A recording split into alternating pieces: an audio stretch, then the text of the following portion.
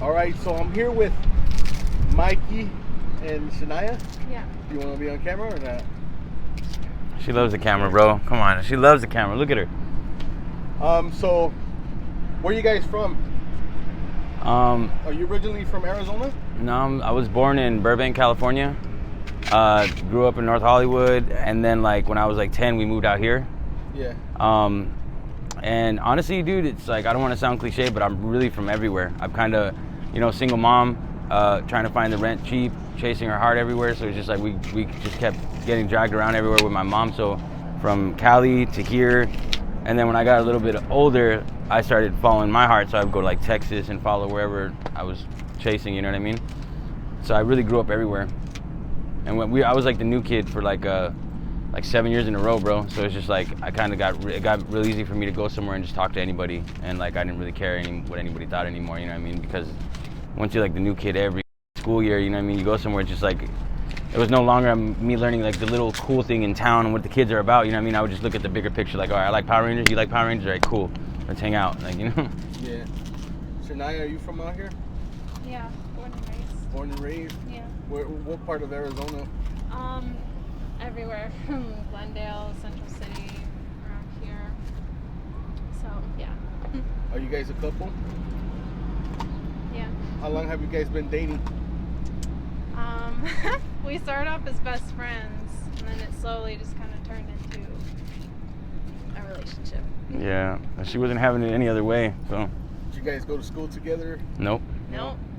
We actually met in like a behavioral center, like a mental hospital kind of thing. Yeah. That's where we met. I was going through depression. He was depressed and detoxing, and that's where we met. Yeah. And we started talking because we were the only people in the whole unit that checked ourselves in. So it was kind of like everybody was mad to be there or court ordered or whatever, and it's just like me and her the only ones that like I kind of came and signed myself in. She signed herself in, so it was just kind of like right there we just started talking, and then they had a guitar in there.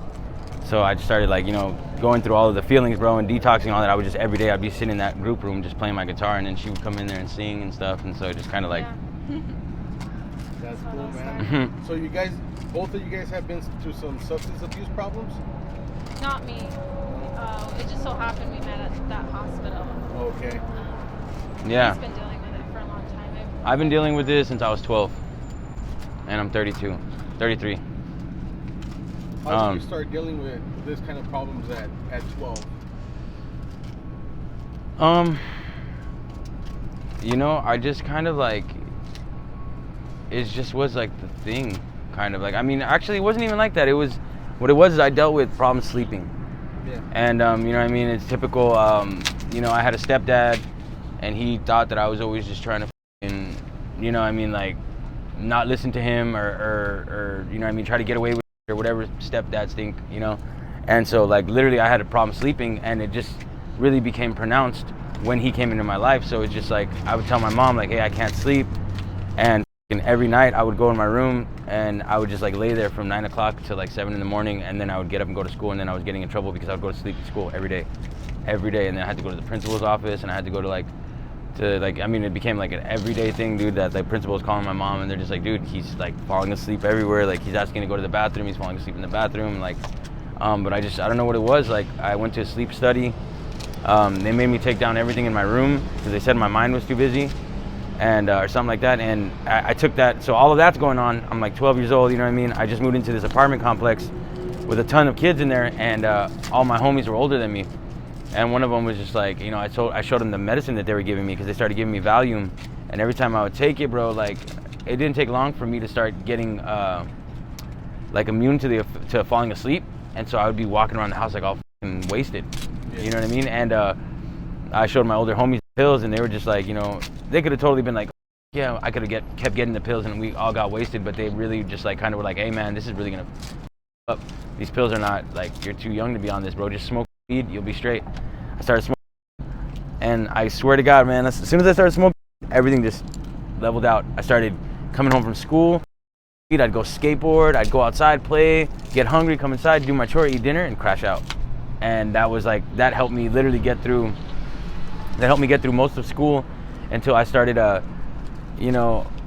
just started having problems at home. you know, I was just not happy with everything.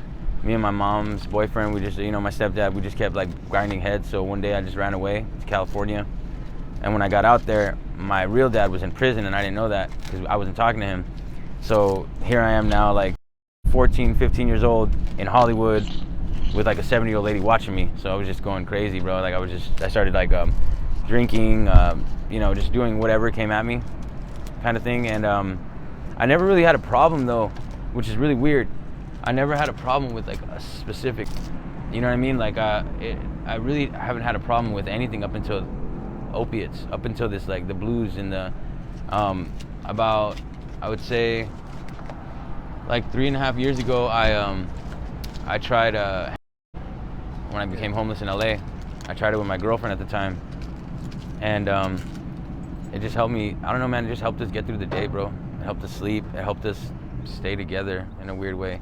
So I've technically been homeless now for like, I mean, now it's kind of like it's like a choice kind of, but not really, honestly. But it's like 3 years, I would say. I feel like I've been on this like kind of like. You said it was a choice. You like being out here. I don't know anymore. Yeah. I don't know, because like when we're inside, when I'm in the apartment with her, it's like sometimes, bro, like honestly, I feel like I gotta have all the windows open because like it's so quiet in the house now. Yeah.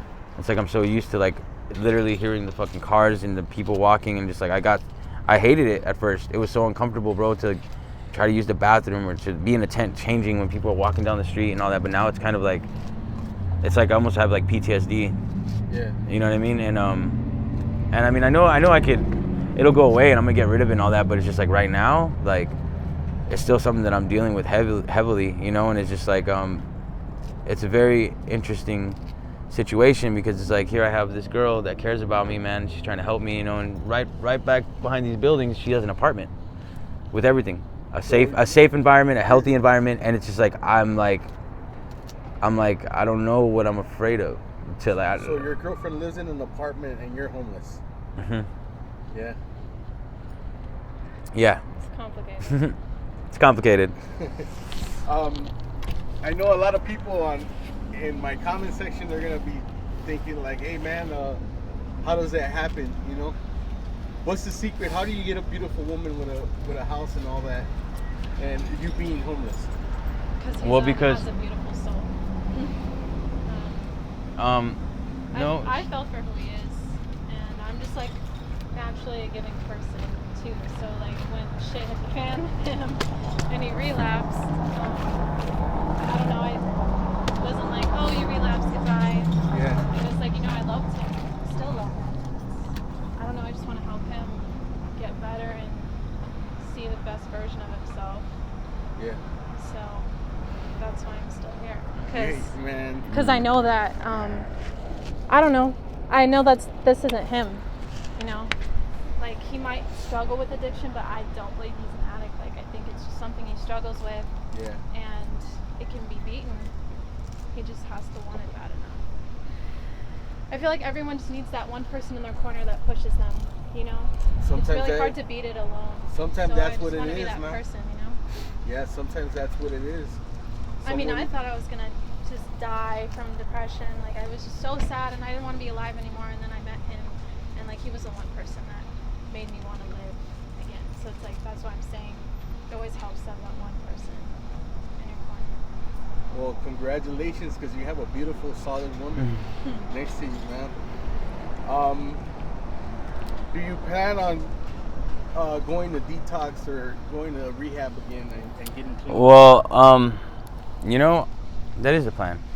I don't want to be like this forever, because it's like I don't like anything forever. You know what I mean? Like, I mean, repetition, you know, like, yeah, like the father of learning is repetition in certain ways, but like this right here, dude, is a lesson that like I fucking have learned and I don't want it no more, you know? And it's just like, that's why I wasn't sure when I said it and I was like, oh, I'm homeless by choice. It's kind of like, I really got to think about that, man, because it's like, yeah, my actions are keeping me there, but it's like, you know, she does have my back.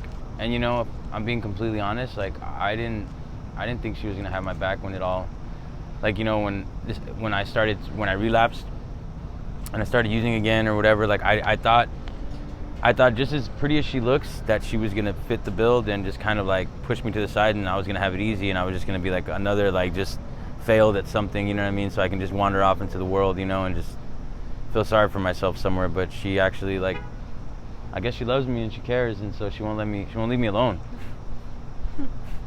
That's good, man. Mm-hmm. That's good. If we have any younger viewers that are thinking about trying blues or trying G or anything else, what kind of advice would you give them? I'll say this, man. Whatever it is, weed, any drug, like, I guess what I wish someone would have told me like this, try being you. Try being you before you do anything else. Before you do any drugs, before you see a movie or and it's cool because kids are doing it, whatever, like, if you really want to be a badass, you want to be something, like, or anything, like, try to be you first. And that's probably going to be the hardest thing that's the hardest thing you'll ever do, dude. You know what I mean? Exactly. Before I go, do you have any social media or anywhere where my subscribers can contact you if they have any donations, job offer, or anything like that? Words of encouragement? I'm kind of like a ghost on social media, but Reach out to me. if you guys would reach out to her. Yeah. Okay. Yeah. I don't know if you want to give it out. Oh yeah, it's well, my Instagram is at Shania Brown, so SHANIYAA Brown. Facebook is just Shania Brown. Yeah, those are my social media platforms. And they're both spelled out the same? On Facebook, no, it's just one A instead of two A's. Can you spell out the Facebook? Yeah, it's just SHANIYA Brown. Okay.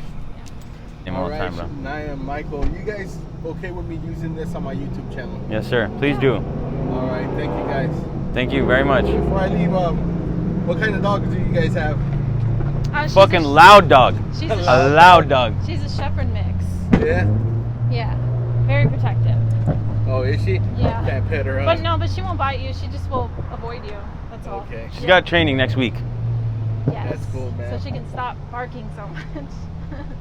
Thank you. All right, guys. Yeah. Well, thank you for the interview. Appreciate it. Mhm. Thank you.